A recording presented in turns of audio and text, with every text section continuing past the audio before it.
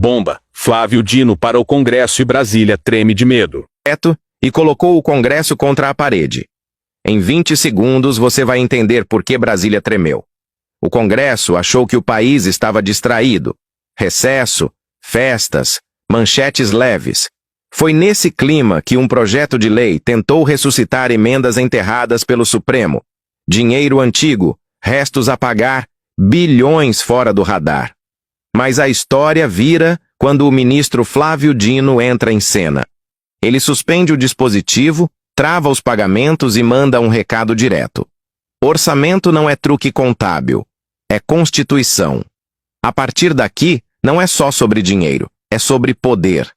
Brasília tem uma especialidade: fazer barulho quando interessa e silêncio quando convém. O orçamento secreto nasceu assim: um código técnico, RP9, que escondia o maior esquema de poder político já montado dentro do orçamento da União. Sem critério, sem transparência, sem rastreabilidade. O Supremo barrou. O país respirou.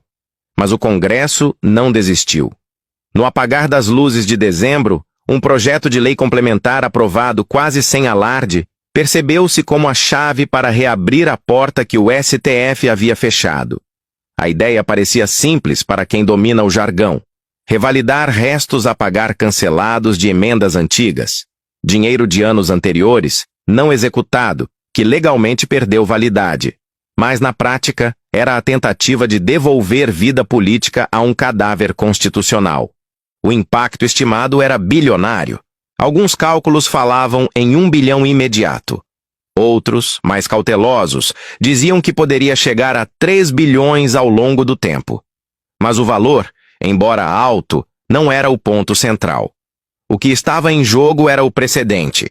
Se o Congresso pudesse ressuscitar despesas mortas, o controle do orçamento simplesmente deixaria de existir. É nesse ponto que Flávio Dino entra como personagem central. Relator da ação no STF, ele não tratou o tema como tecnicalidade. Chamou a coisa pelo nome. Disse que a manobra buscava ressuscitar modalidade de emenda cuja própria existência foi reputada inconstitucional. Não havia eufemismo. Não havia espaço para interpretação generosa. Mas tem um detalhe que muda tudo. Dino não falou apenas de emendas. Ele falou de sistema. Explicou que o orçamento brasileiro é estruturado como uma cadeia normativa: planejamento plurianual, diretrizes anuais, lei orçamentária. Romper essa cadeia é romper a Constituição. Quando se autoriza gasto fora desse ciclo, o Estado vira refém do improviso político, e é aqui que a tensão sobe, porque o Congresso sabe exatamente o que estava fazendo. A revalidação de restos a pagar não era inocente. Era um drible, um jeito de contornar a decisão do STF sem enfrentá-la diretamente. Um movimento típico de quem perdeu no judiciário, mas tenta ganhar no detalhe legislativo. Nos bastidores, a reação foi imediata. Lideranças reclamaram, operadores do orçamento ficaram em alerta, e nomes começaram a circular. Entre eles, Hugo Mota, não como alvo formal da decisão, mas como símbolo de uma engrenagem maior. Uma geração de parlamentares que aprendeu a governar com planilha, não com projeto nacional. Mas o que ninguém esperava era a amplitude do recado. Dino foi além do caso concreto. Inseriu a discussão no contexto da crise fiscal brasileira. Disse com todas as letras que o dever de contenção não recai só sobre o executivo. Recai sobre todos os poderes. Comparou a tentativa de reviver o orçamento secreto a práticas que também drenam o Estado, como penduricalhos no judiciário e isenções fiscais concedidas sem estudo de impacto. Essa comparação não foi gratuita, foi política. Ao fazer isso, Dino desmonta o discurso seletivo do ajuste fiscal, aquele que corta a política social, mas preserva privilégios. Aquele que fala em responsabilidade, mas fecha os olhos para esquemas internos de poder. A decisão veio em forma de liminar, suspensão imediata do artigo do projeto. E mais, mesmo que o presidente da República sancione a lei, aquele trecho continuará sem efeito até o julgamento definitivo. É o chamado controle preventivo, raríssimo no STF.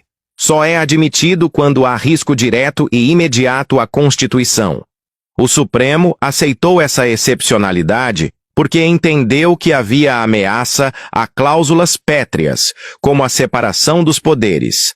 Traduzindo, o Congresso estava invadindo competência do Executivo ao tratar de execução orçamentária e ainda desafiando uma decisão já tomada pela Corte.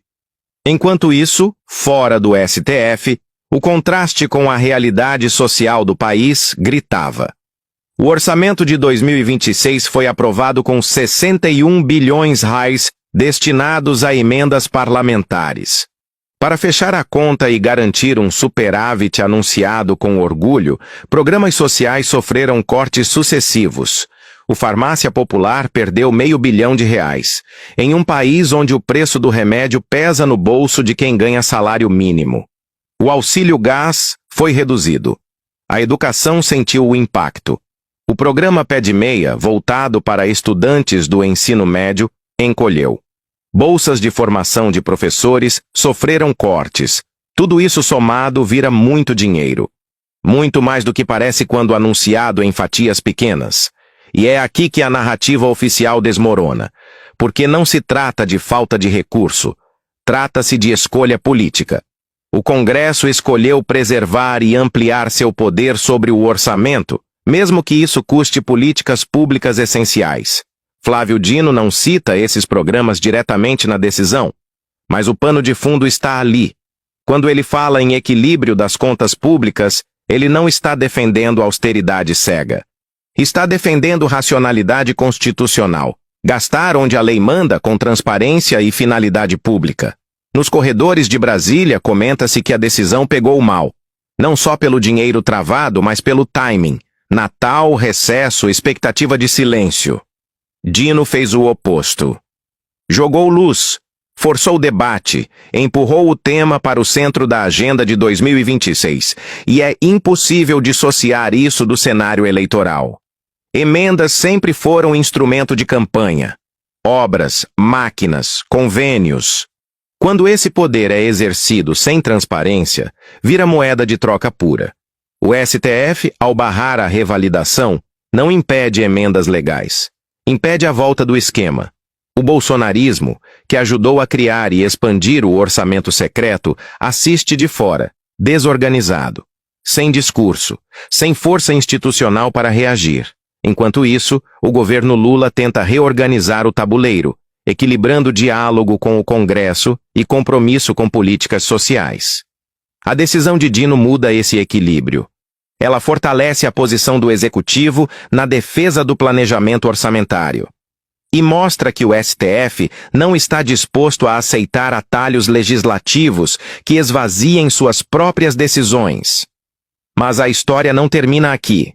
A liminar ainda vai ao plenário. O Congresso pode tentar reagir politicamente, pode pressionar, pode gritar ativismo judicial, mas o mérito está posto. Orçamento secreto não volta por truque contábil.